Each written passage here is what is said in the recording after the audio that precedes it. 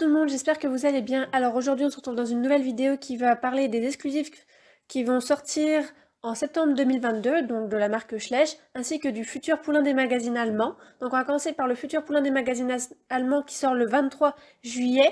Je voulais en parler parce qu'il n'était pas annoncé dans le poster de début d'année que je vous ai déjà présenté. Donc c'est pour ça que je souhaitais quand même le mettre dans une vidéo avant sa sortie. Donc ça sera un poulain Rocky Mountain qui s'appelle Ebony. Je ne sais pas pour le moment s'il sortira en France ou pas. En tout cas, c'est sûr qu'il sortira en Allemagne fin juillet.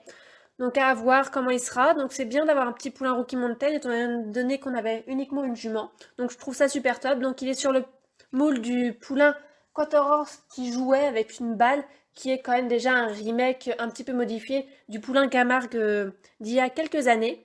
Donc voilà pour le futur poulain des magazines allemands. Donc maintenant je vais vous parler des futurs exclusifs qui sortent eux en septembre 2022.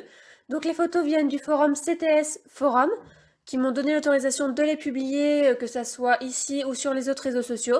Donc on va commencer par ce pack, donc qui est composé d'un box, de l'ancienne douche, de l'ancien personnage qui n'est particulier, ainsi que les anciennes couvertures à scratch, et de la jument Hanovre, donc de la nouvelle jument Hanovre. Donc en même temps, je vais donner mon avis sur les figurines.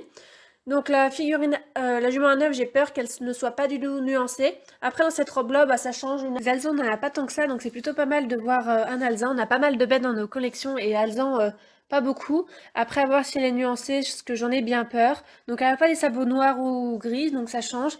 Elle a 4 balsanes et une petite étoile en pelote. Donc à voir ce qu'elle donne en vrai. Bon, comme d'habitude, moi ça me désole de voir des chevaux de nouvelles robes dans de gros packs. Mais bon, c'est comme ça, c'est Schleich. Maintenant, ils font plein de packs avec des chevaux plus ou moins exclusifs dedans. Donc, on est un peu obligé de les acheter. Donc, je ne sais pas encore s'ils seront exclusifs uniquement du site internet de Schleich ou si on pourra les trouver comme les années précédentes dans les magasins.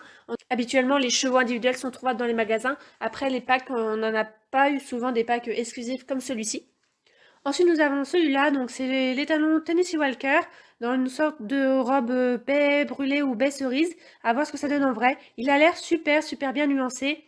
Malheureusement, j'ai peur qu'il soit un peu rougeâtre en réalité, donc à voir pareil. Au niveau des sabots, moi, ce qui m'embête un petit peu, c'est le fait qu'il ait des balsanes et des sabots noirs. Soit on dit que le cheval a été graissé, sinon ça fait pas très naturel. Mais je trouve ça bien qu'il n'ait pas de liste ou quoi que ce soit, qu'il ait rien du tout au niveau de la tête. Donc à voir en vrai, mais plutôt un moule sympathique. Ensuite, nous avons la jument Pinto. Moi, j'aime pas trop le moule. Déjà en Pipalomino, pourtant c'est une robe que j'aime beaucoup, le Pipalomino. Je l'aimais pas trop, le moule, je l'affectionne vraiment pas en fait. En pinoir, elle a l'air pas mal. À voir comment elle est derrière. Bon, elle, par contre, niveau nuance, on est zéro. Elle a des yeux noirs néants.